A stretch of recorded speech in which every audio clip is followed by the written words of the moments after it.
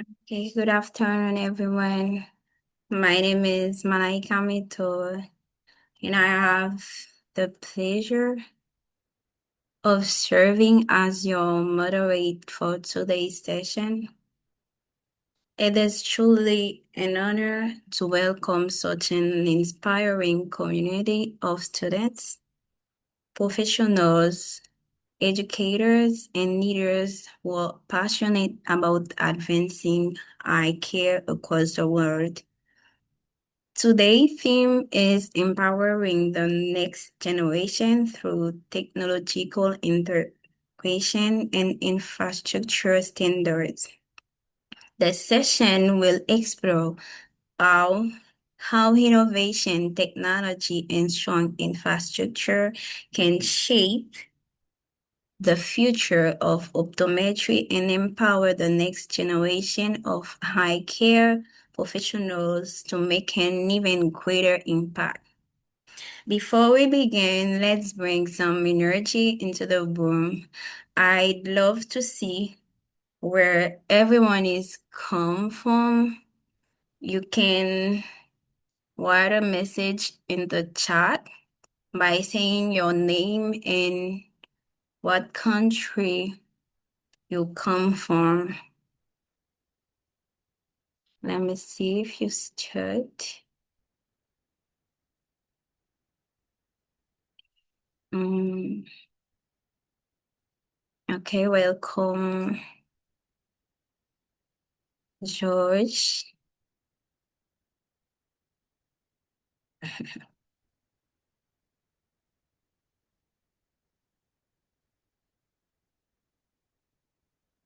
Welcome, Tiwonge Phiri, who is one of our speaker for today.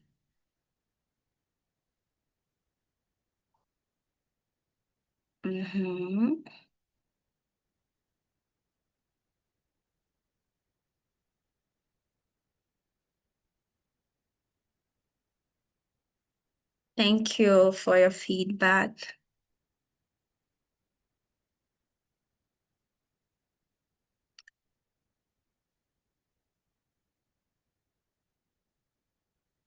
Thank you all for being here. I encourage you to stay engaged, participate in the discussions, and make the most of this opportunity to learn, connect, and be inspired. Without further ado, we are going to start with our first speaker, who is Dr. Erickson.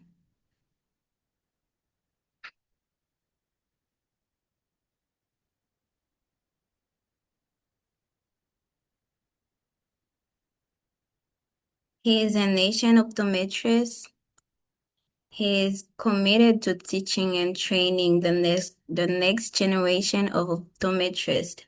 With a degree in computer science, he combines his visual health expertise with a passion for digital health to develop technology-driven solutions aimed at improving access to healthcare in Haiti.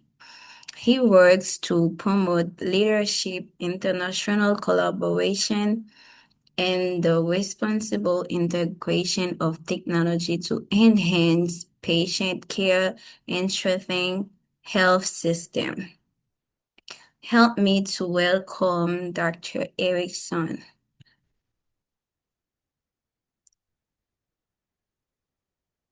The mic is yours.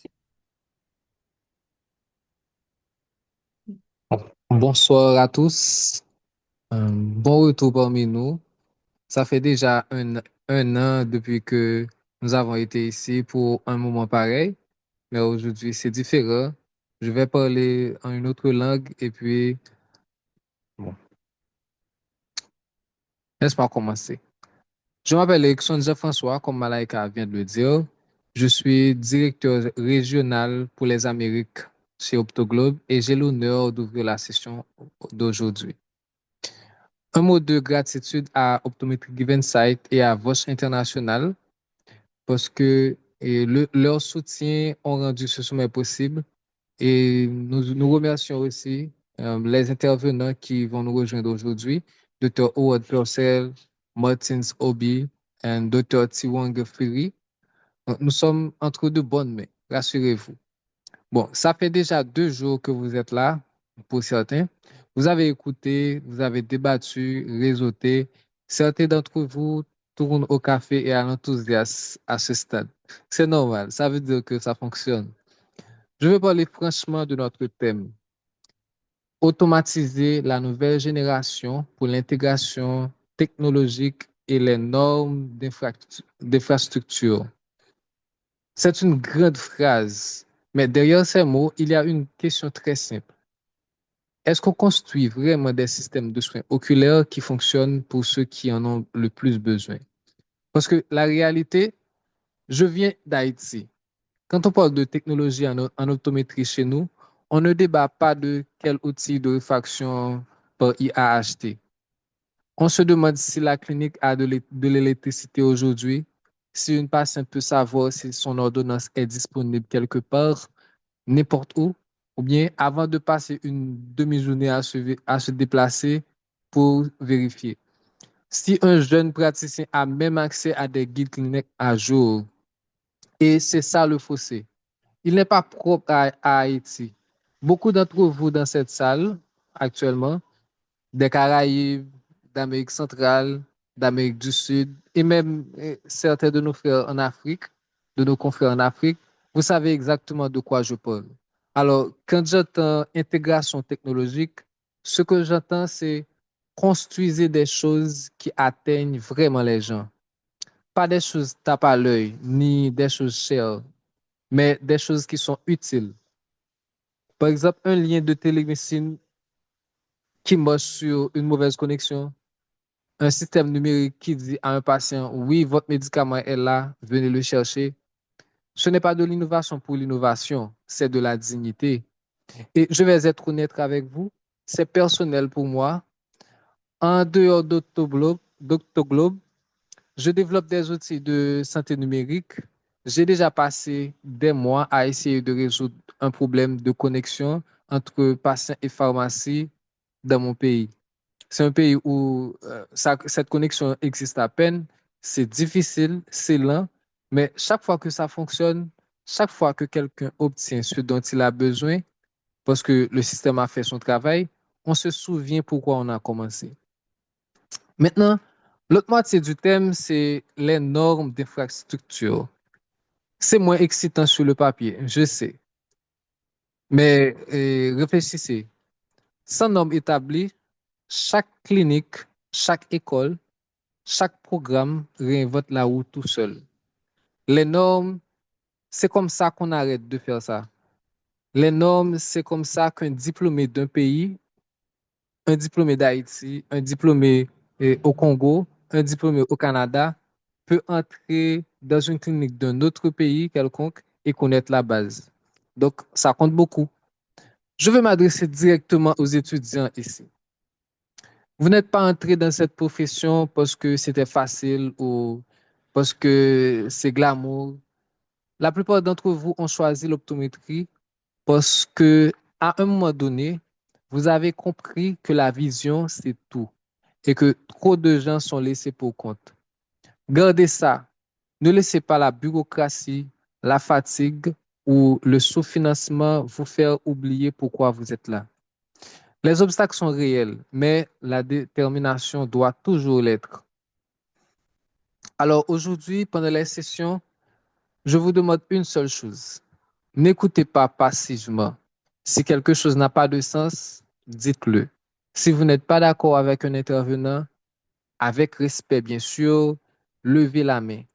Si vous rencontrez quelqu'un d'un pays où vous n'avez jamais mis les pieds, engagez une vraie conversation avec elle. C'est à ça que sert ce sommet. L'avenir des soins oculaires se dessine en ce moment même, pour des gens comme vous et moi, dans des salles comme celle-ci. Optoglobe existe parce qu'on y croit. J'y crois aussi. Merci, donc on va commencer. À Malaika l'antenne. Thank you. Thank you, Dr. Erickson. for your presentation. Um, we are going to pursue with Dr.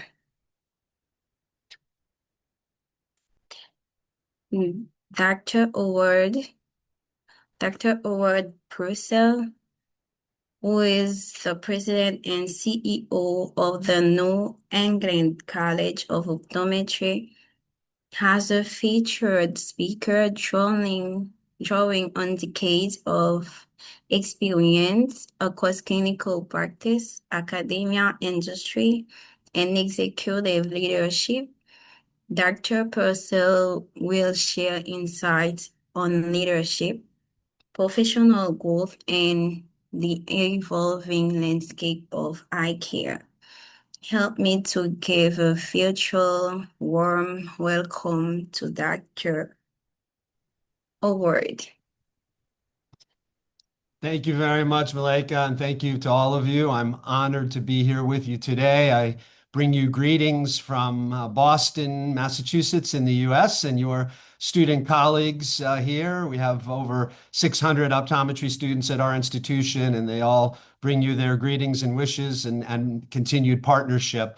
Before I begin with my comments, and I'll be pretty brief, but I do want to say a big thank you, certainly to VOSH International. I've been close with VOSH International most of my career. The incredible work that they do is really impressive. But to support a program like this, I give them additional credit. Just makes me respect them even more for supporting efforts like this. So congratulations to VOSH International. And also my friends at Optometry Giving Sight. I've been on the board of OGS. It's also a wonderful organization that does great work, and certainly pleased to be part of anything that they support. So I can't help but also mention Pemije and Laraiba, who've done just such a great job. This is, if those of you who may not appreciate this, it is a heroic effort to put together a program like this internationally, and I give you all so much credit. I'm happy to support you in any way that I can. These types of things are needed for us to be collaborative, for us to connect with each other, to support each other. And we are committed at New England College of Optometry to continue to do that. It's been part of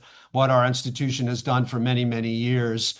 I did just want to briefly mention that I had the honor to be in Nairobi beginning of June for both the VOSH International meeting as well as the IAPB meeting.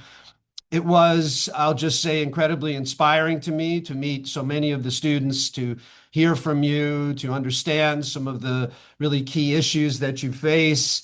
I'm proud to know that some of our NECO alums are part of OPTOGLOBE and continue to support the efforts that you're making to both educate and continue to provide support around the world. So you have our 100% support from that. Let me just say my experience in Nairobi was so impactful, and I thank everybody involved in that. But what did I really learn? What were my big takeaways, which I think are very relevant to your discussions today? So many good people working on great projects to help support our colleagues around the world, both graduates who are practicing optometry, as well as our students. You couldn't help but feel the energy and the passion from that. And it was really an amazing experience personally for me, and I think everyone involved. It also reminded me of the clear need for coordinated efforts to be able to support each other around the world. We can learn from you. What can you learn from us? How do we provide additional resources that perhaps we maybe have a plentiful amount of and you're lacking in? It also struck me, to be honest, at how our issues are so similar. We're thousands of miles apart, but when we sit down and we truly talk about what are the key issues that we face, both as students and as graduates and professionals, doctors in practice, they are so similar and consistent. And in many ways, this is encouraging to me because perhaps we're a little bit ahead in terms of where optometry is today in North America, and how can we help the rest of the world to continue to elevate this profession that we all love. And then clearly the need for supplies and equipment. That is something that I left very clear in my mind, in an area that I truly believed we can help and support you in. And I'll come back to that piece in just a moment. So why does a summit like this really matter? I jotted down a few of my thoughts on that, but to me, clearly technology is accelerating at a rate that we've never seen before, never experienced before. And that is wonderful and allows us so many opportunities to collaborate, perhaps in ways we've never done before. And we want to take full advantage of those opportunities. There also appears to be a significant renewed global focus on health and on eye health specifically. You couldn't help but notice at the meeting in Nairobi the incredible global support for the importance of eye health, of vision correction, and things of that nature. So that's what makes summits like this so critically important, that we have the dialogue, that we engage with each other, that we find ways to collaborate and exchange in ways that will ultimately help both the patients we serve and the future of this amazing profession.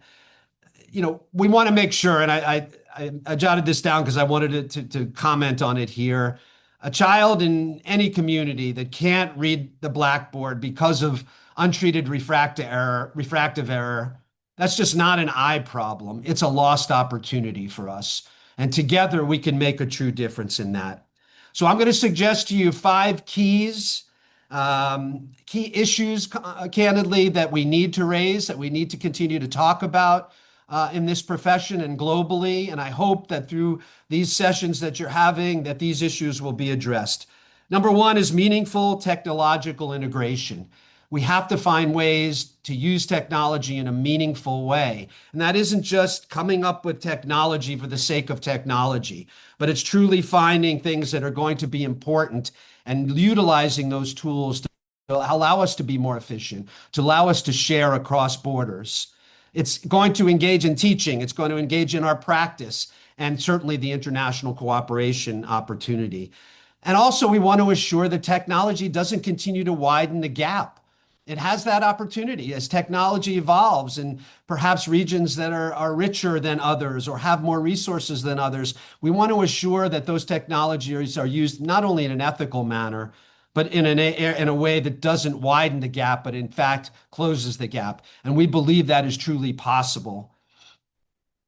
We also, want to challenge ourselves as to how many of our technologies that we're actually using today truly reduce the time or saving care opportunities for us. What are those real, true opportunities? And I think it's you all who will help us to continue to identify what those opportunities are. Number 2 is infrastructure and standards. And I know that's an important one to you, having had discussions with much of your leadership. Those standards are critically important, creating the continued infrastructure. I will tell you one thing is clear when we look around the world. The way we continue to progress the profession of optometry is through education. We say it a lot in the US and we say it everywhere. Education, then legislation. Elevate the level that you are educating today so that it becomes easy to go to legislatures and show them you have the skill set, you have the knowledge that's required. That's a critical piece. We've got to stress low resource opportunities as well. Offline modes, perhaps, other ways that we can utilize technology, but that doesn't have to require high resources in order to foundationally support these. We need to make sure we advocate for regional basic standards that enable device interchangeability and training portability. That is a critical piece, and the way we do that is through education. I don't believe there's any question about that. Certainly collaboration is a key part to that as well. Number 3 is workforce development and education. You all, students, are the front line, integrating digital skills, data literacy, telehealth etiquette, and device competencies into curriculum. We need to look at mentorship. You have a global opportunity in mentorship and supervised clinical experiences. Those remain an essential piece of the educational process, and I am confident that many of my colleagues around the world will be willing and enthusiastic about supporting such an effort. Number 4 is equity and localization. We have to assure that our solutions are equitable, culturally appropriate, and locally owned. We need to co-design with communities and local clinicians so we understand and appreciate the sensitivities of the unique needs that you have. And I think you all know this, avoiding the sort of parachute projects, dropping in, seeing some patients doing something and leaving. Not that they're bad, but how do we create sustainable models so that the pilot ends, things don't stop? And finally, data, regulation, and ethics. Data is a powerful but sensitive tool, and we have to assure we're combining an ethical approach to how we look at this data. So those are 5 things I would encourage you to take a look at as key issues as we move forward. And I'm committed, and my institution is committing to supporting you on that. So I'll just propose to you, as I wind down here in my time, a couple of questions that are honestly pretty easy to ask, but honestly also harder to answer. Number 1, if you could remove one barrier to deliver quality eye care in your community, what would it be? If you could pick one thing, I think the global area of optometry, the global field of optometry would like to understand that. Question number 2, what tool or standard would multiply your impact if it existed tomorrow? I hope that through your discussions today, you can help us to answer those questions, because to me, there's really 3 simple, immediate things you all as students should be focusing on in addition to your learning. Learn one digital skill this year, a telemedicine workflow, a basic data analysis, a device maintenance. Learn one skill that you can contribute back to your community. And when I talk community here, I'm talking the student community. Join or form a local pilot or working group to test a low-cost technology and really understand and clear the key potential opportunities this technology provides. And number 3, advocate for standards in your training programs. Propose one measurable standard, a device calibration protocol, a referral turnaround target, something that you could advocate for that would improve and continue to improve the standards of your training programs. And let me just say, we do the same thing at NECO, at New England College of Optometry. We're always looking for suggestions, and so many wonderful suggestions come from our students. So let me just say in closing, you're not just future clinicians, you're designers of the systems that will define access for millions. I also want to tell you and let you know that based on the experience that I had in Nairobi, we are working together with National Vision, with Advancing Eye Care, my institution, and some of the other schools and colleges of optometry to help support Optometry Giving Sites' efforts to bring instrumentation and technologies to your schools and colleges. We have a surplus, you have a need. Clearly, there's an opportunity there. We have an intermediary who is familiar with shipping instrumentation all over the world. They're supporting these efforts with the support of OGS, with the support of the schools and colleges of optometry in North America, and with New England College of Optometry's support. I know that together we can make a true difference in what we're doing. So we remain at the ready to support you. We'll continue to communicate with Pemije and the rest of the team. I respect so much what you do at OPTOGLOBE. I'm thrilled that we even have some representation from our institution on your leadership.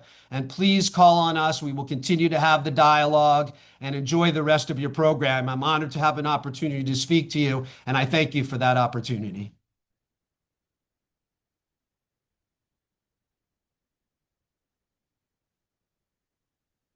Very much, Dr. Award.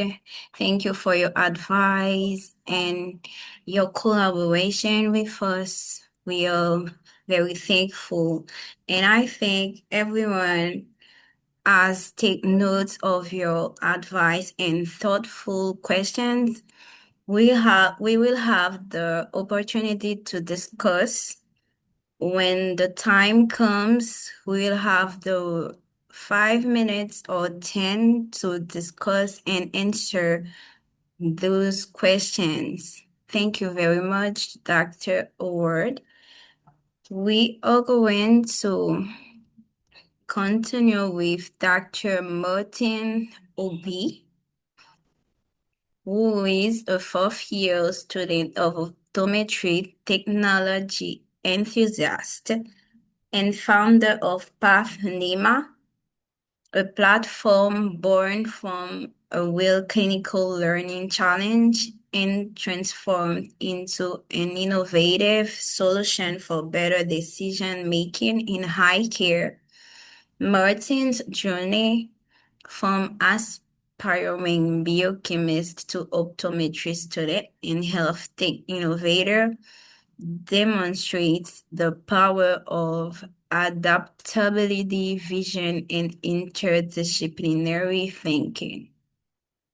His story reflects a new generation of healthcare professionals who are leveraging the technology, research, and creativity to solve complex problems and improve patient outcomes.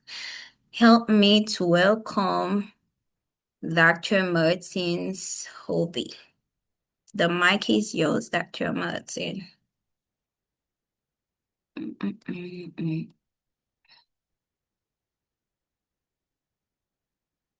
It's not there?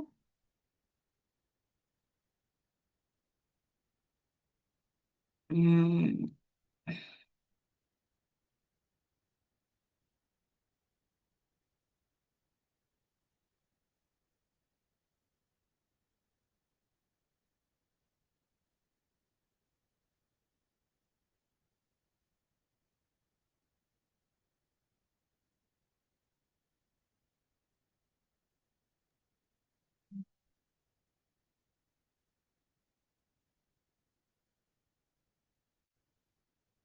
Welcome, Dr. Martin. You can start speaking.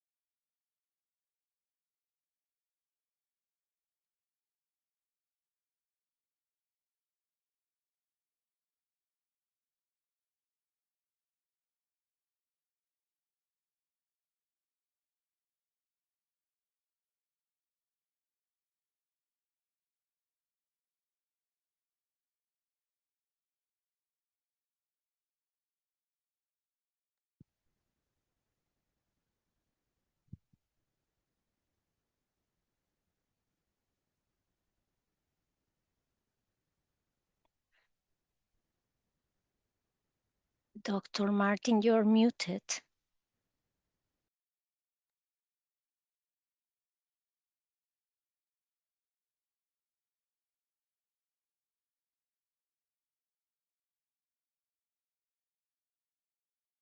Okay, it seems like Dr. Martin has some problems connection.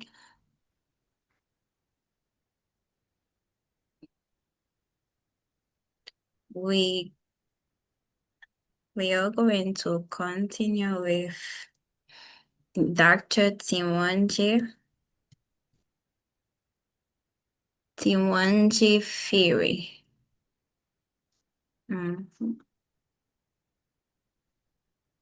Yeah, thank you. Good evening, everyone. So my name is Tiwonge Phiri. I'm a member of ETF core committee, which is equipping the future, and it's under OPTOGLOBE. So today I want to present a study which I'm going to share with you here.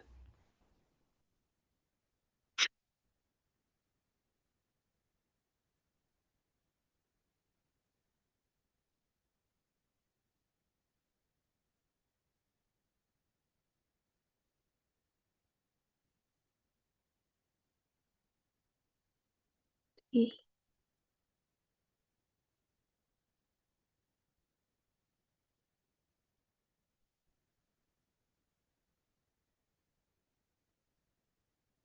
And unfortunately, I'm having problems with sharing the document. Tiwonge, you could share it with us on WhatsApp, and then we help you share. Okay.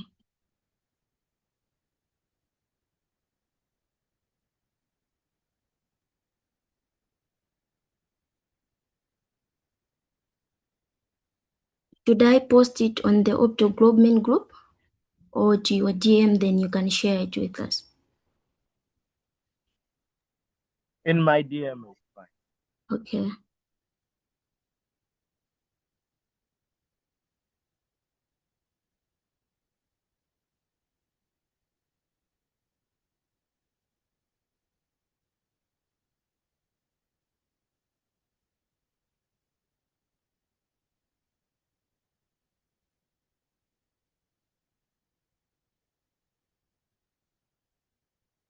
Done.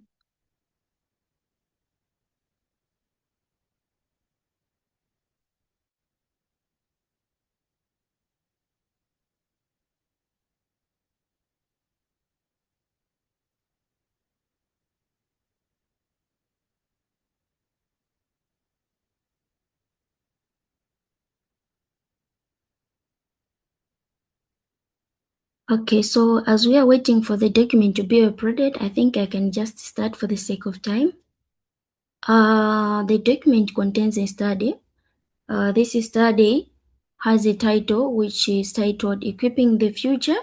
It was a multi-country assessment of diagnostic instrument access among optometry students in low and middle income countries. So this study explored whether optometry students have access to essential diagnostic instruments which are needed for clinical training and how limited access affects their learning as well as clinical competence. So this study was a collaborative effort involving different optometry students from different countries through OPTOGLOBE.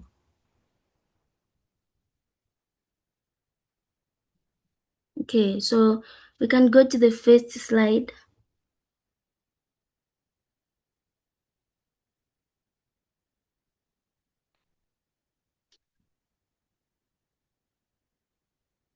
Okay, so when we're talking of optometry, it's an instrument-dependent profession. That means for someone to become competent, a student has to use this instrument repeatedly to be competent. But we have three main core tools, instruments which we have to use, and then these are the retinoscope, direct thermoscope, and even the tri-lens. But despite that, you find that there is a challenge in many low and middle income countries. Students complete years of clinical training without access, sometimes even having little access to these instruments. You find that the schools have these instruments, but they are not enough. So when students don't have or don't own these instruments, you found that they cannot practice outside the clinical hours. So in that, you find out that the results are lower clinical competence as well as less confidence during externships. So let's go to the next slide. So this study, we did a survey. So from the survey, we received responses from 358 students across 13 countries. The survey had 54 questions, and it was run during the time of February to April. So the largest numbers came from Nigeria, Pakistan, Nepal, Uganda, and Malawi. And then the wide geographic representation allowed us to understand the challenges faced by students across different regions. So on the eligibility, any enrolled undergraduate student in clinical years of study, any country, no exclusions. So for the analysis part, we used the descriptive statistics, a math select item counted per theme, totals may exceed a sample size of 358. So the survey was distributed via OPTOGLOBE's 15-member student association across 52 countries. So the survey mostly focused on the results of the student ownership, instrument ownership, institution access, sharing ratios, as well as the impact on training, and also the grant awareness, the financial preferences, as well as the demographics. So let's go to the next slide. Okay, so we had 358 responses from 13 countries, which was from Sub-Saharan Africa, South Asia, East Africa, as well as Middle East. So the highest respondents was from Nigeria, followed by Pakistan, and then the other countries. The next slide.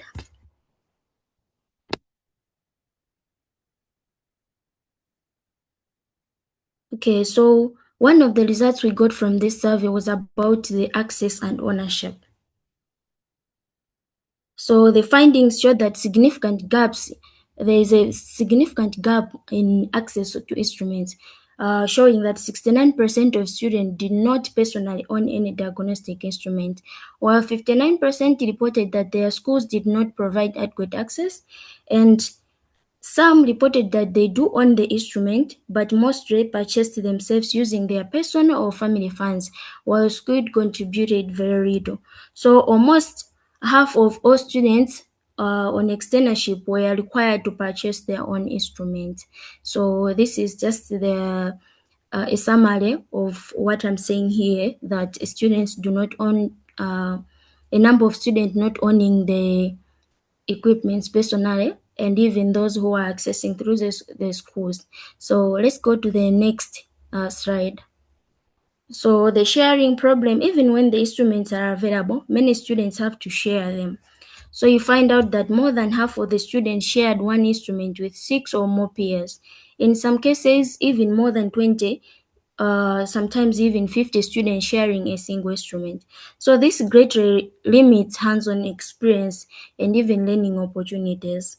So this is just a summary of how the sharing problem has significantly affected us as optometry students.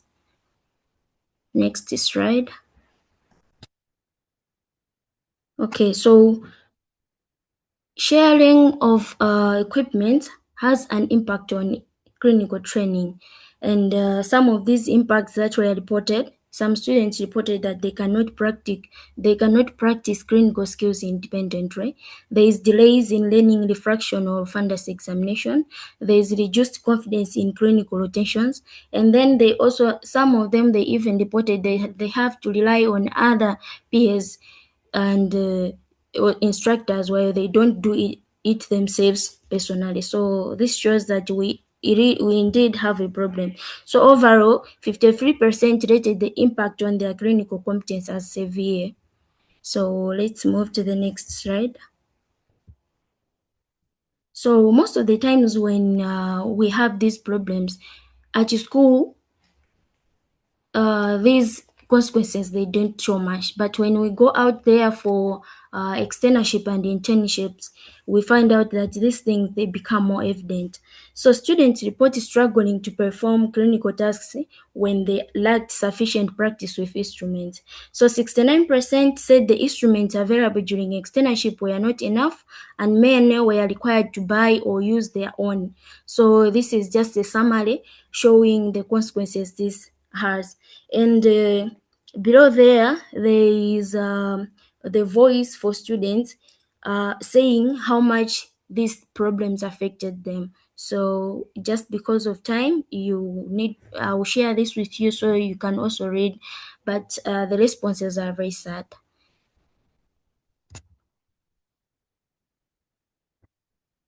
Okay, so we talked in the first that we have the 3 basic tools that we need, which is the retinoscope, the direct ophthalmoscope, and trial and set. So we did not just come up with these 3 basic tools. It was a survey. Students were asked, so which instruments are the basics? So we had the retinoscope, which had the reading percentage, seconded by the direct ophthalmoscope, and then the trial and set. So together, all these three things, they form essential toolkit for any optometry student. So personal ownership enables practice at any time in any setting, not just during shared clinic hours. So let's go to the another slide.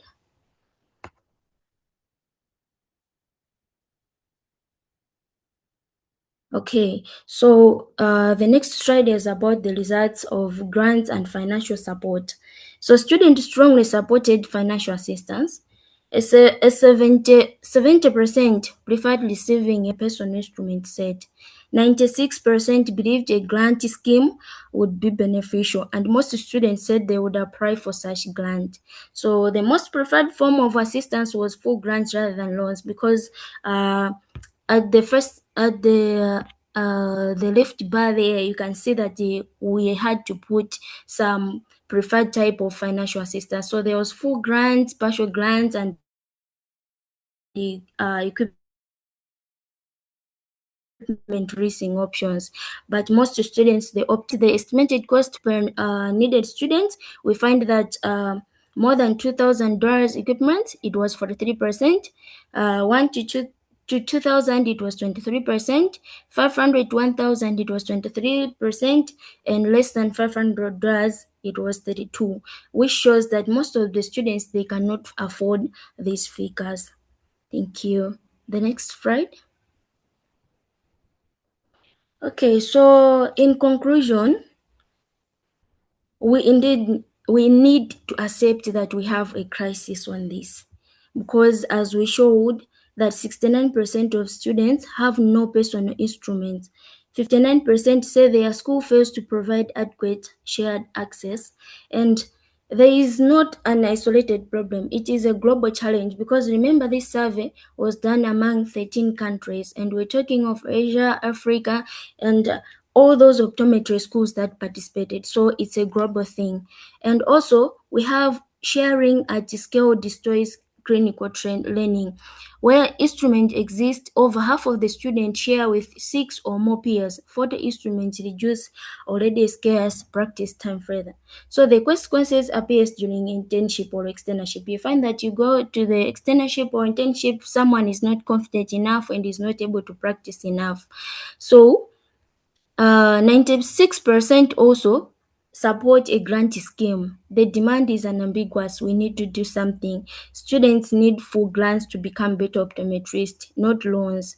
A student who is just being supported cannot find such amount of money to own an ophthalmoscope or retinoscope. So let's go to the next slide.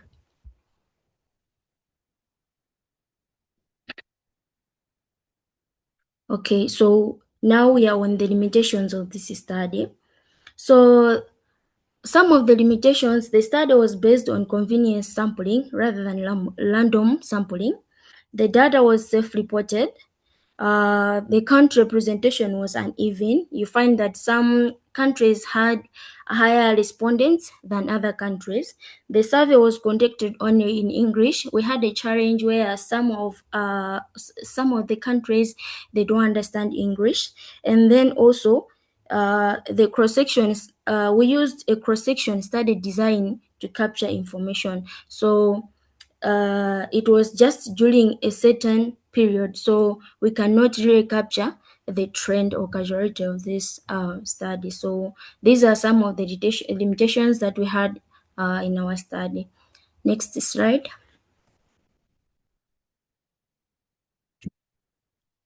Okay, so call to action.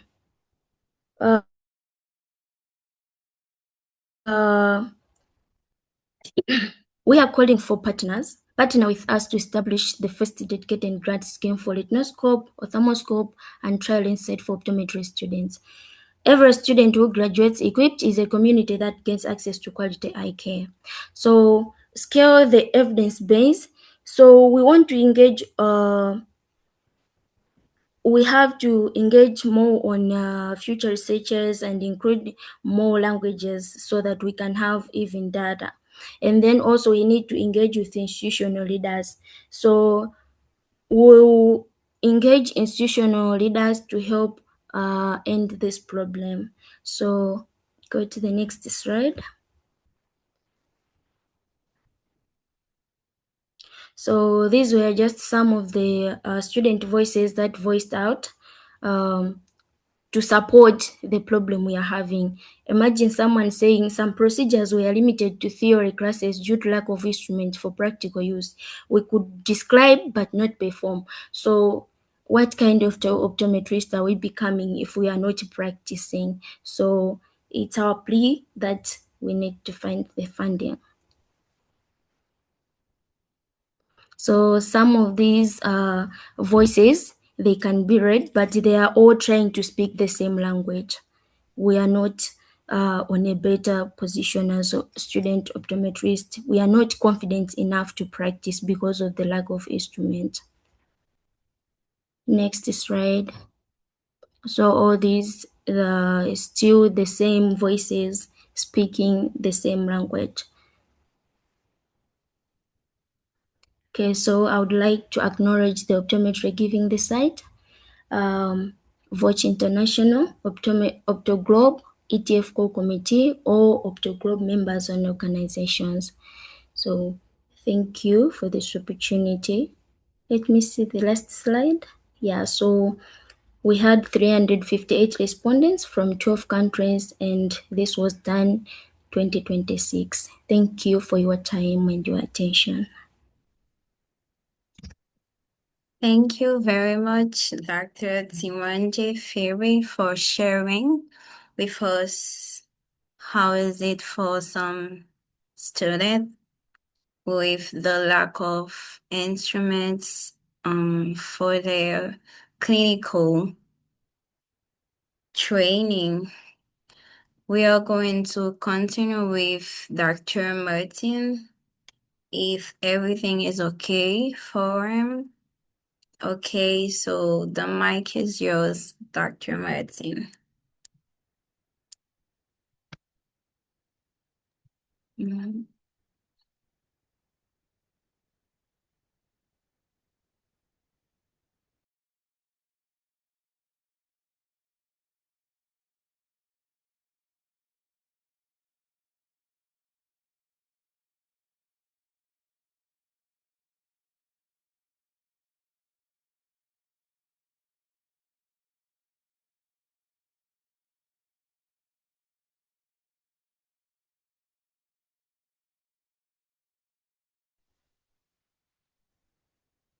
Dr. Martin, you can start if everything's okay.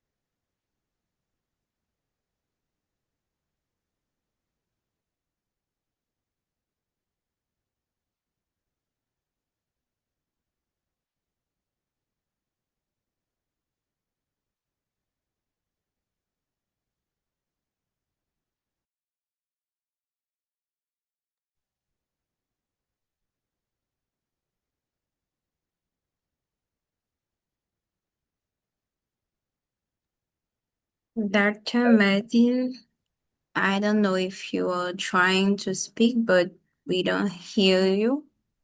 Can you hear me? Can you hear me now? Now we hear you. Okay. Okay. Sorry, apologies for all the technical issues so far. Okay, my name is Martin from Nigeria. I'm an optometry student. Okay, I think the introduction has done that. So today I'll be talking about PathNema. I'm actually the founder of PathNema. So PathNema is an AI diagnostic tool for ocular pathology. So what it does is it picks up your prompts for any disease, like maybe you see signs, then you just give it, you type it, then it takes your signs and then it fetches scenarios or diseases that matches your prompt. So you don't have to flip through a lot of textbooks, flip through different books to just get a particular disease. So once you see it, all you have to do is just type what you're seeing, the signs you're seeing, or the symptoms that your patients are talking about. Then it fetches matching. It doesn't give you one. It gives you a good option of results. Then you just have to pick from it. So for that, I don't actually have a slide for that, but what I'll do is I'll be walking you through the site. Currently, we have the site version, the website version, instead of the app. So the app will be up in a bit. We are still working on that. So, but we have the app version. Sorry, the website version. That's what I'll be sharing. So I'll go ahead to share my screen.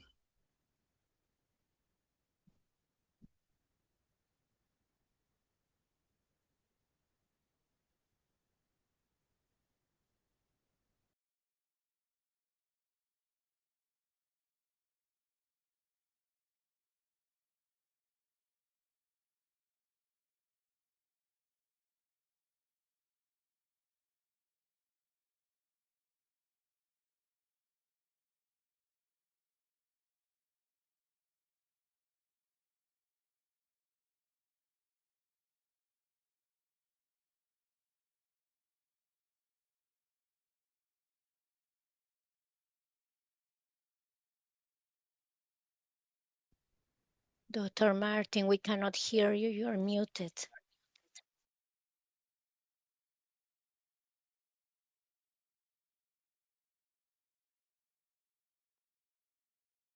Okay. Sorry, can you hear me?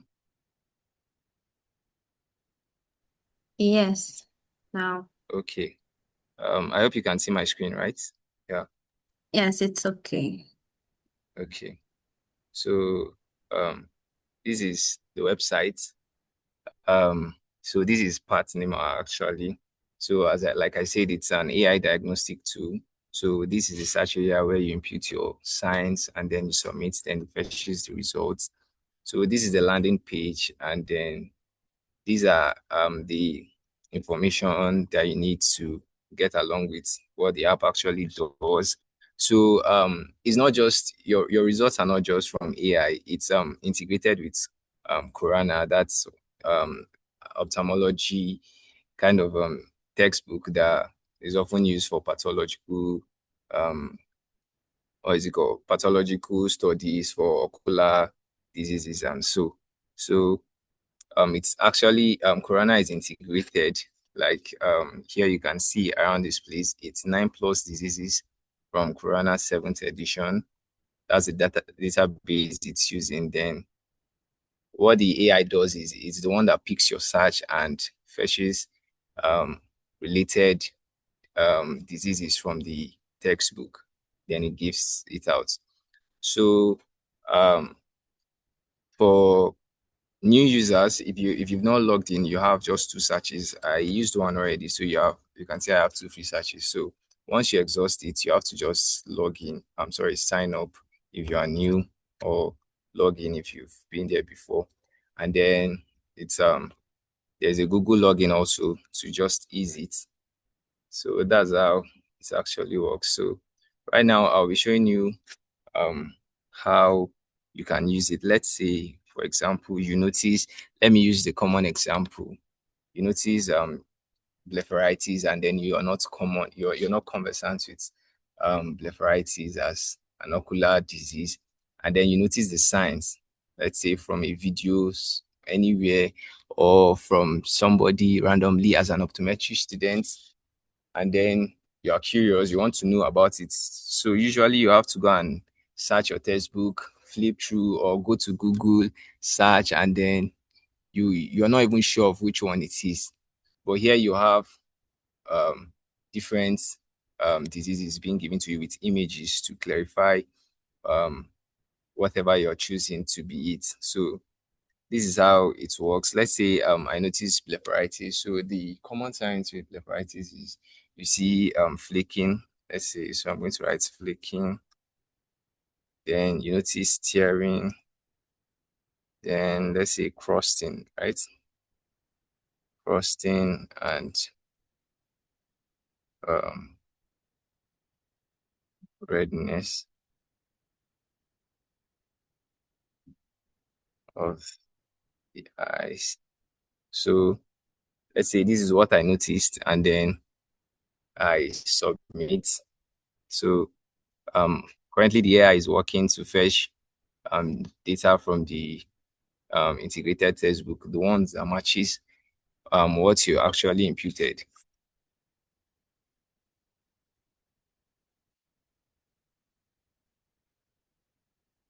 So you can see you have a list of matched diagnoses. So you have blepharitis here, you have dry eye syndrome, you have the meibomian gland dysfunction, that's MGD. So you have, now it gives you a matching rate. Now you can see blepharitis is 90%. It has a 90% match rating. That means it's it has a higher probability. There's a higher chance that what you're seeing is blepharitis. So to confirm, you just click on this, you see view details. So yeah, here you have it. So this is it. This is the image. So you can zoom to check. Then you have the overview telling you it's more like exactly what you see in your textbook, the exact information you get from your textbook. Sorry. So you can see here the overview. You have the introduction, epidemiology, etiology, pathophysiology, and here you have a YouTube video. For every searches or for every disease that you get a video from YouTube. That's one of the APIs that we added. So you get a YouTube video that explains what it does. So all you just have to do is click on it, and then you get it. Then that's not all. You have clinical session where you have the signs and symptoms, risk factors, then diagnosis. You have investigation, and you have differential diagnosis. From here, you can click this to get to another one. Let's say you are not convinced that this is it. From your differential diagnosis, you can click to get to the next page for that particular disease. Then treatment, you still have them here. Then prognosis. So that's the last one there. So you have the option to download it as a PDF report. Let's say you want to share it to someone else. So all you just have to do is download. Then these add to patient history. Let's say you are a practicing optometrist, and then you want to add to your patient history. So currently it's not activated yet. So like I said, so this is the landing page. Actually, now I've exhausted my free searches.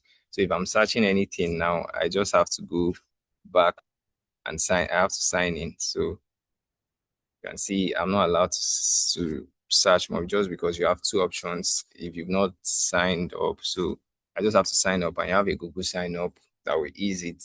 So you can easily sign up and then make use of PathNema.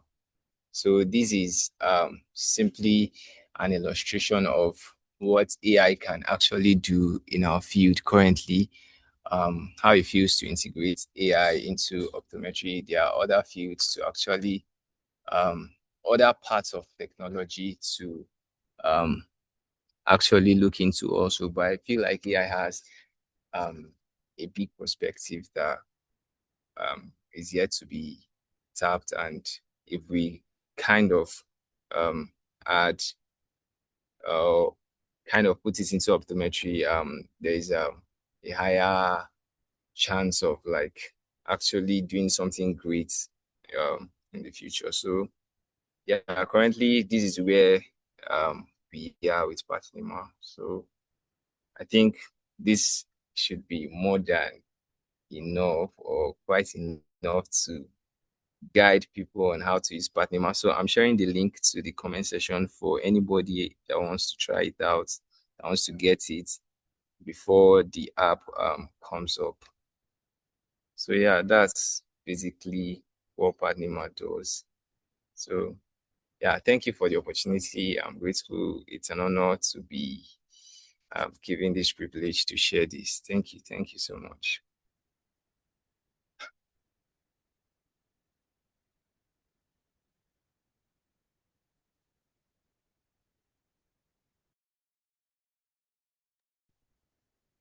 Malaika, you're muted.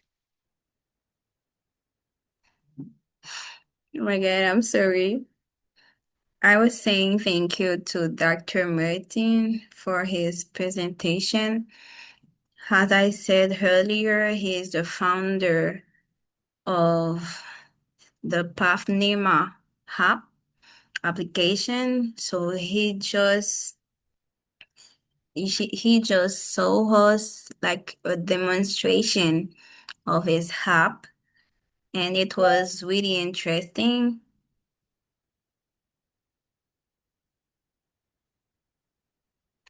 We will have the live for question now.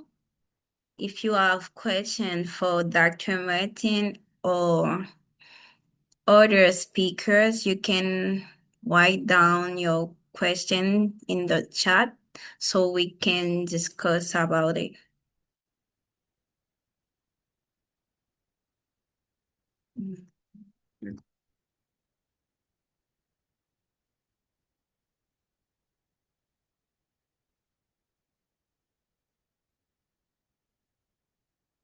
And we can see that Dr. Martin sent the link of the app for us in the chat. We can have it if we want it.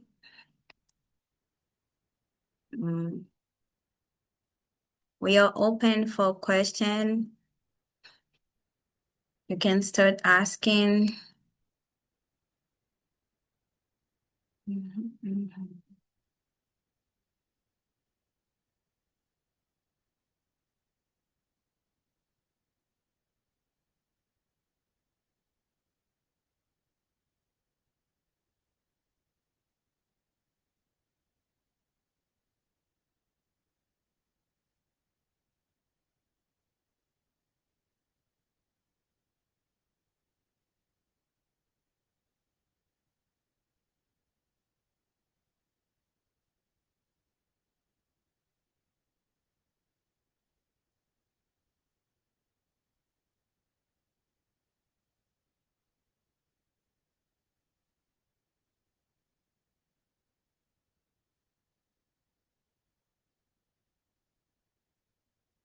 If someone has already asked a question at the beginning of the session, he can write it again in the chat so we can discuss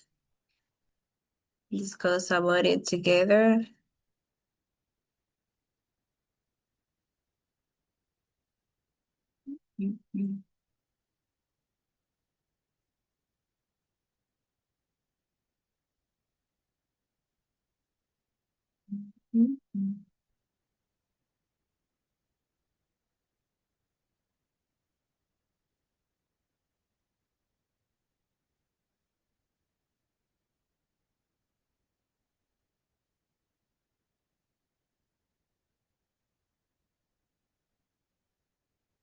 Okay, we have a question right here. Mr. Pemije, you can talk. Can I ask your question? Yeah. Thank you very much, Malaika. My question is to Martin. First of all, I must say it's a very interesting project. What he's doing with PathNema, it's a wonderful app, and it has it's of great help to students and optometrists alike. But I wanted to find out if PathNema has the capability to detect maybe from pictures or visual identifications, detect or give differential diagnosis, in the sense that most times when we go for maybe outreaches and then we see certain conditions, right? We take a picture, and maybe you send it to your lecturer or senior colleague to ask questions. Uh, is it possible for us to take a picture and instead of sending to someone, we upload it on PathNema and then it gives us that differential diagnosis, or the input is only for uh, texts, that's to maybe to search. It's only for written words. I don't know if you quite understand me, Martin, but yeah, that's my question.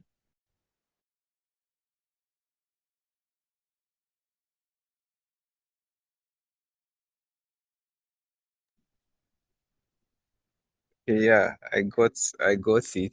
Thank you so much for the question. It's actually a nice one. Um, I actually built it based on my experience, right, with ocular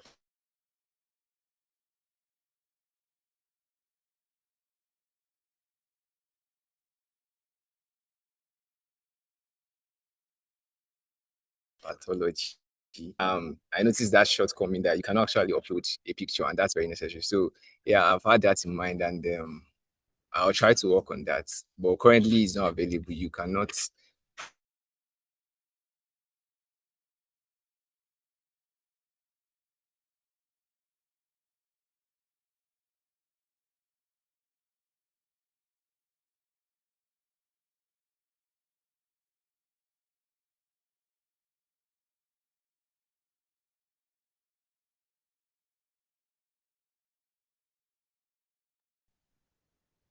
Martin, you're muted.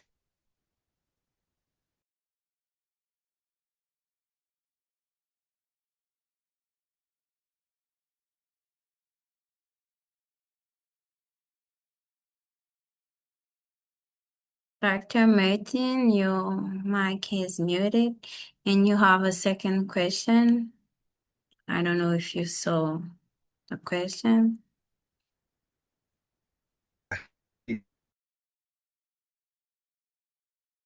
It's for free. You don't have to pay. There's no monthly subscription. It's for free because I got the AI API for free. So that's the only that's why it's for free.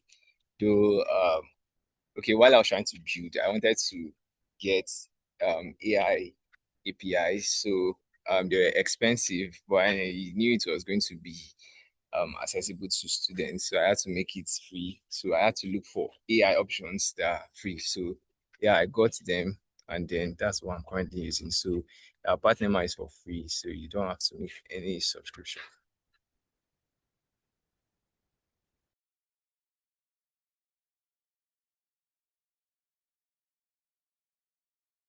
All right, Okay, thank you very much, Martin. thank you, Martin. We have another question. This question is for Dr. Ward. The student said, like, please, sir, you are saying things concerning barrier and tools to create impact in our society. Can you please, sir, drop more light on it? Because I think we're trying to keep up with time and didn't know much light to my satisfaction. So please, sir, help me understand better. This is a question for Dr. Ward. Mm.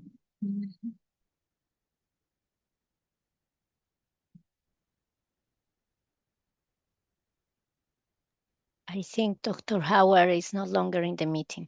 Yes, but he just shared his response with me via WhatsApp. So Dr. Howard says, I am trying to understand from those in their local areas what they believe are the barriers. So what he is saying is he's trying to understand from you what you think are the barriers in your own society or in your own country. That's what he's trying to say. I don't know if that gives more clarity. Good news.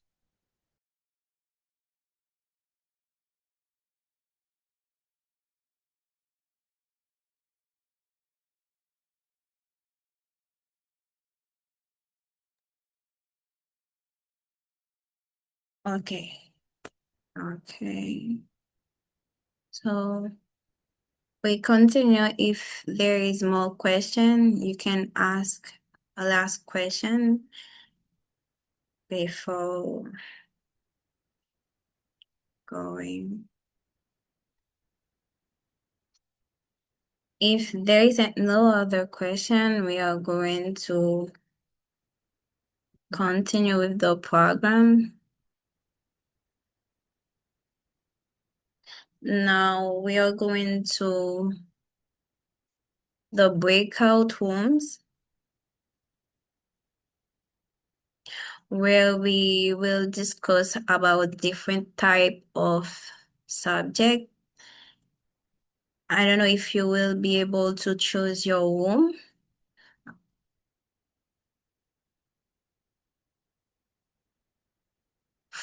For discussing about this subject. You can see the subject in the chat. There will be 5 rooms and with different subject.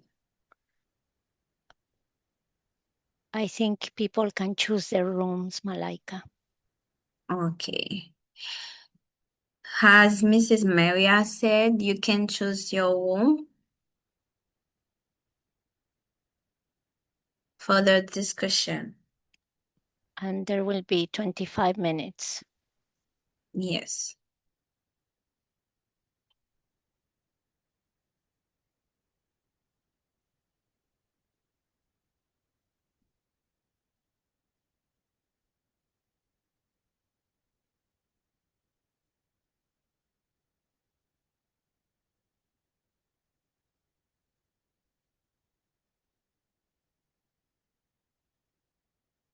You have 25 minutes for joining the room for starting the discussion.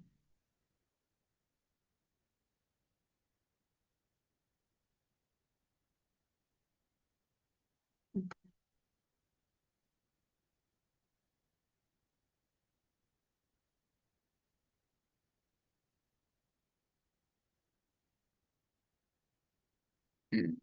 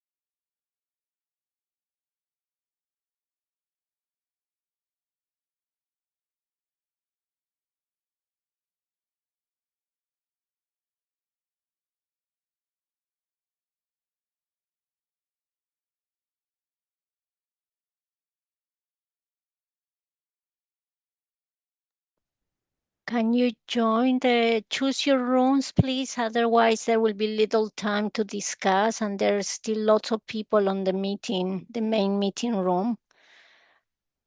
I don't want to assign you to any room that you wouldn't want. So please choose your room and join them.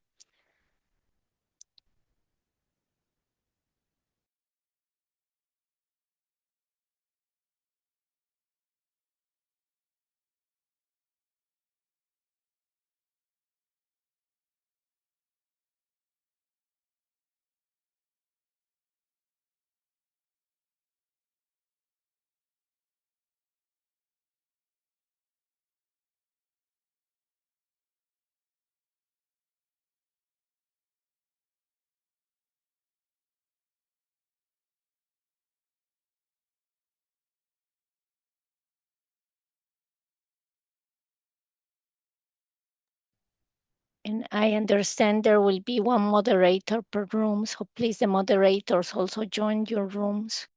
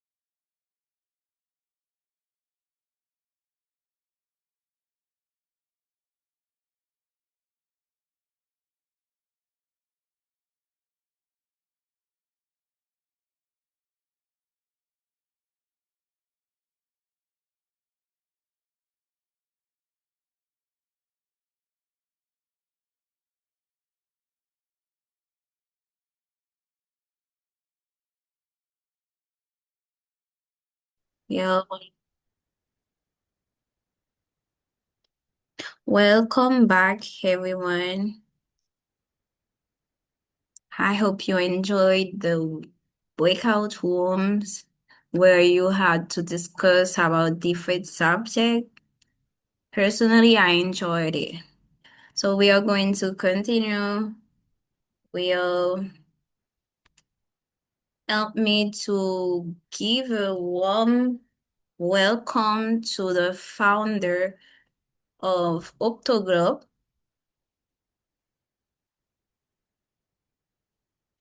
please, Mr. Pemije Gadimoh, who Yes. is the founder of OPTOGLOBE, for the vote of thanks. Thank you very much, Malaika. Before the vote of thanks, I would love us to just briefly discuss about the breakout rooms, and then we have the vote of thanks from Okay. Laraiba and Mrs. Maria, Madam Maria, because it was quite a wonderful conversation,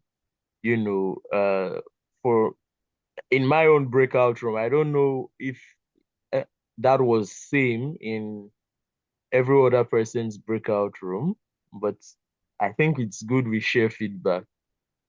Merci beaucoup. Okay. So we are listen to the feedbacks of the breakout session rooms.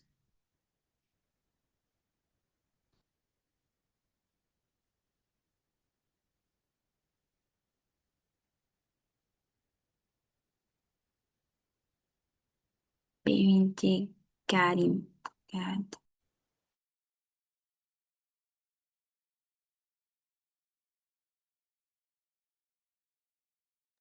Okay, so let me just answer for my breakout room. Mine was room one, and we had a discussion on the challenges, right, of eye health and the access to it. So why do people not want to go to the hospital? What's the issue? And our first speaker said it's because, people, there's no awareness. I think the major reason, or what we agreed on, was that there was no awareness. And uh aside awareness, we also spoke about the quality and trust in healthcare systems. And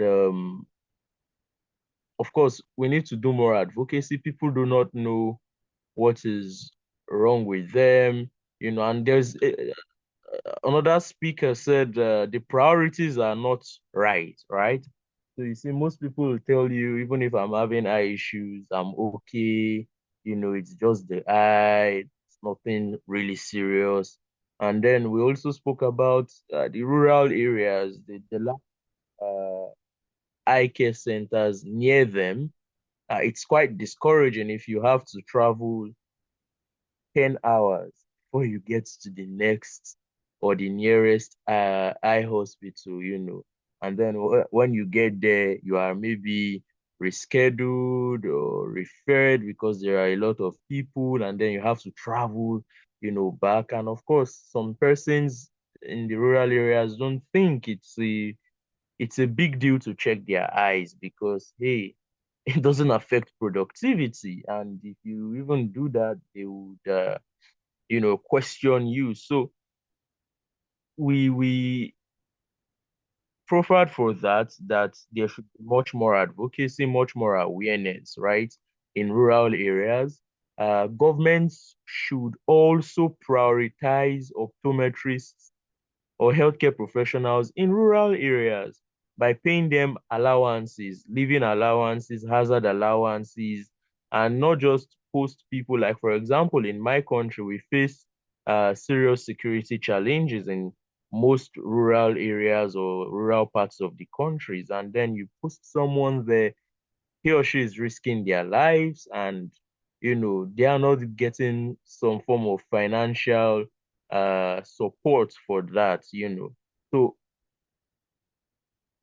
I believe that, or with what we concluded, was that awareness is the major uh major way forward, awareness, and are doing the right advocacy.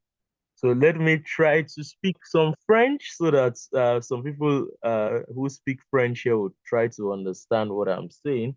What I'm saying is, dans mon groupe de discussion, nous avons abordé les problèmes d'accès aux soins oculaires et avons conclu que la solution résidait dans la sensibilisation. So what I'm just saying is it's awareness that's the solution for what we discussed, on the access, because it's when people know, okay, this is my eye problem, that then they know they need to go to the high hospital. So that was what was discussed in my working group. Thank you. So I do not know if there is any other person who would love to contribute on their discussion in their own working group. I think I could share some from behalf of the Breakout Room B. So good day, everyone. I'm Eunice from Manila Central University in the Philippines. So our discussion question is what is one piece of technology you have used in your optometry training and genuinely excited you and why? So the participants, some of them have poor connection and some maybe is a little bit shy, but we still able to discuss some of our answers. So some participants shared a variety of technology and instruments that have enhanced their learning, including the ophthalmoscope, SITLAM, and OCT. So this technology were recognized for helping students to better understand the ocular structure and disease and strengthening the clinical reasoning and the bridge gap between the theoretical knowledge and the real patient care. So we also had an opportunity to learn more about the PathNema from Martin. So he was able to share how the idea began and how the idea began and from recognizing the challenge of organizing the vast amount of information involves in assessing ocular pathology. So with his background in programming, he is inspired to create a platform that organize the clinical information in more structured and accessible way. So it was inspiring to see how he combined his passion from technology and optometry to address the real educational clinical need in that. So overall, that's our discussion and it basically highlight that we have access to different technologies and learning sources. They all have the same purpose to enhance our learning and support our clinical decision-making skills and ultimately to improve the quality of our patient care. So that's all for our group. So thank you.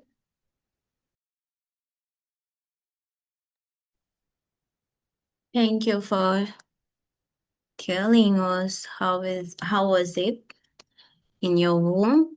If there is other feedback, you can do it quickly.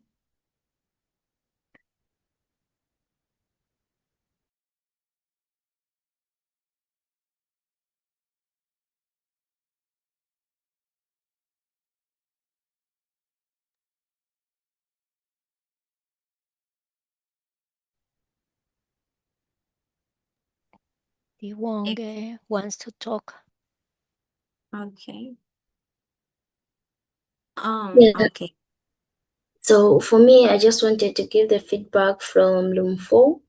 We're discussing about imagine yourself, you are being sent to a clinic in a rural area where you don't have any clinical devices or you don't have any instrument.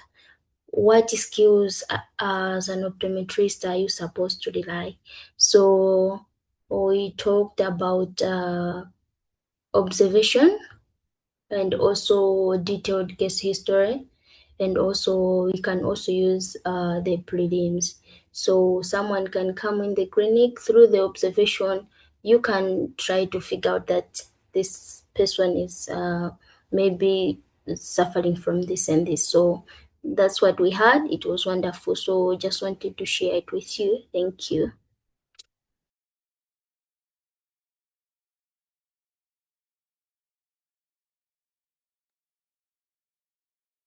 Thank you.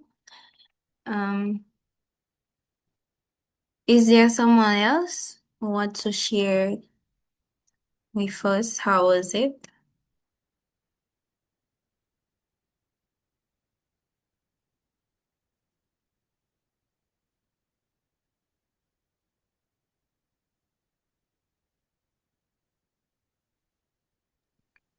Malaika, tell us about your room.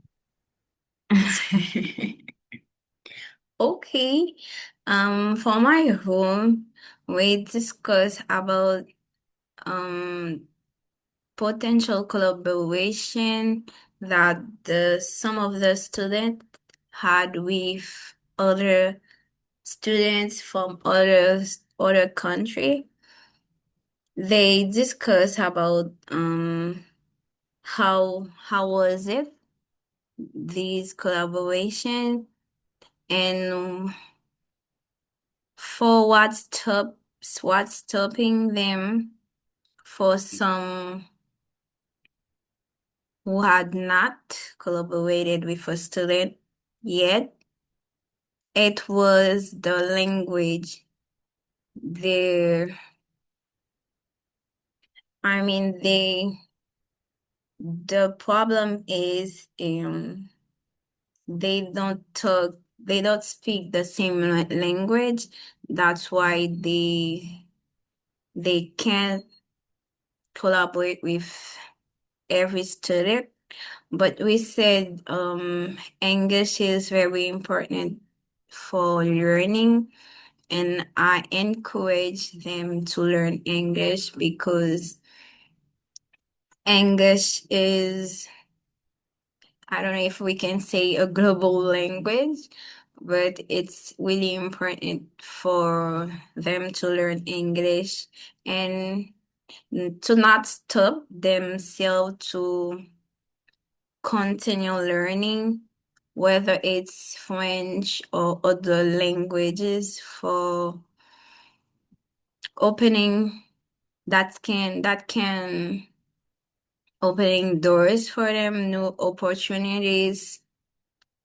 And we enjoyed our session, our room, our breakout room, let's say.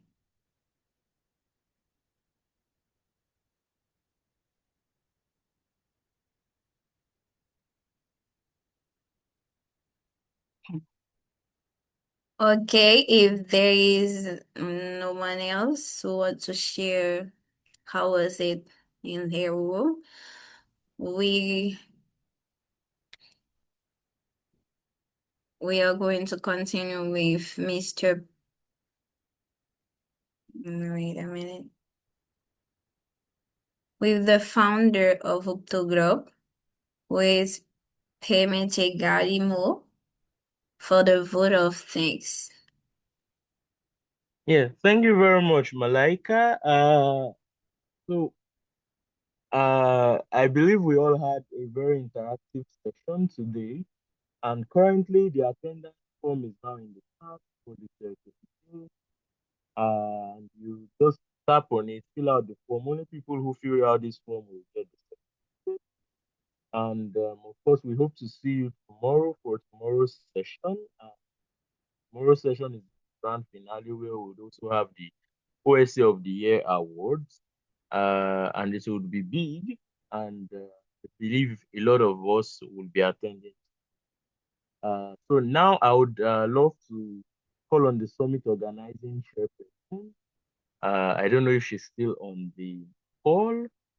Laraiba Iftikhar, to give a vote of Yes, thanks on behalf of OPTOGLOBE and the Summit Organizing Committee. And then we have Madam Maria also give a vote of thanks on behalf of VOSH International. Thank you. Laraiba, please, you have the floor. good evening, everybody. I hope that all of you are doing great. Before I go on with the closing remarks, I would want to discuss a little thing about the breakout room. That when Malaika was calling, I was the facilitator of room number 4, and I was not speaking intentionally, hoping that the TED talk that I have just given in my room would have amused some of you and made you learn something. And it actually worked. I appreciate that Tiwonge has concluded all the points well, so it just proved that I am a good speaker. So, as we conclude the day 3 of OptoGlobe Student Summit, I find myself reflecting on just how far we have come together. 3 days ago, many of us has joined this summit as stranger from different countries, institution, and culture. And today we leave the session as the part of this global network that is connected by one common purpose, that is advancing eye care and supporting one another as the future leader of our profession. So one of the most inspiring thing about this summit has been seeing the students not only learning from the experts, but also learning from each other. Every question that has been asked and every idea that have been shared and every conversation in the chat or the breakout room has contributed to something much bigger than a conference, I would say.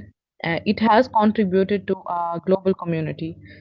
So I encourage everybody to take these conversation beyond Zoom and reach out to someone that you have met here, exchange your ideas, collaborate on projects maybe, or stay curious because the relation that you build here today may become your partnership that shape your future career. So tomorrow is our final day together. Let's make it our strongest one yet and join us with the same energy and same willingness to contribute.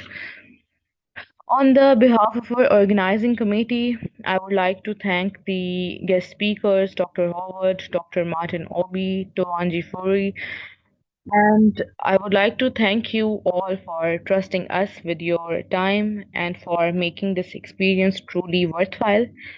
Until tomorrow, stay safe, keep learning, and remember that the future of optometry is not something that we are waiting for.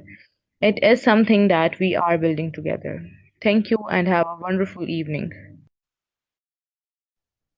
Thank you so much, Dr. Laraiba. Now we are listening to Mrs. Maria for the closing remarks. Yes, thank you. Thank you, Malaika. Thank you, everyone. It's the third day out of 4, and we are still standing. So, kudos to all of us. Yes, today we have learned a lot again, and I think the participation of Dr. Howard Purcell is testament to the good work you are doing. It's encouraging to see, these experts and senior leaders of optometry being inspired by your energy and your commitment. I think that is very important, and you should keep it in mind. You have things valuable to contribute. You are ingenious, you are creative, and you are committed. And therefore, you should, use those assets to build your professional career in a way that really makes an impact. I think the question about the impact, in that he challenged us to consider uh, makes a lot of sense because each of our countries has different challenges. I have been blessed to visit Haiti, and so I know. I visited the school, and I know how things are there, and in the north as well. And I visited many countries in Africa to my previous jobs and so on. So I know that things are very different, but we have You know, we might not have the expensive equipment, and we might not have the, you know, all the resources we would like to have, but we are creative people. You are very creative people. You are young. You have, you know, really good ideas. You know how to be resilient. And I think optometry is going to move forward uh, with all those strengths that you provide. And it's going to be relevant to your countries. But we need to work together to ensure that the education level is high enough to allow you to, you know, use those huge resources that you have.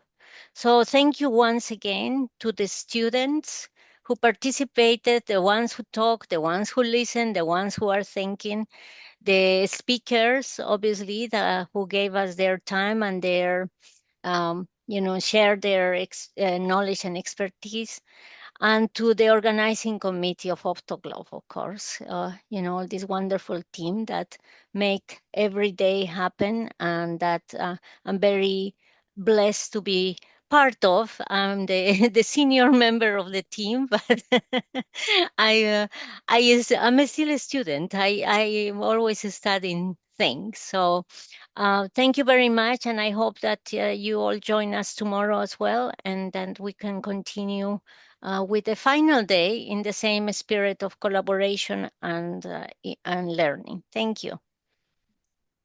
Thank you very much, Mrs. Maria. It was a pleasure being here today. It was a pleasure being the moderator for today's session. As we come to the end of today's America session, I would like to extend my sincere gratitude to everyone who made this event possible. A heartfelt thank you to our wonderful speakers for sharing their knowledge, experience, and valuable insights. Your contribution have inspired us and reminded us of the importance of embracing innovation and working together to advance the future of eye care.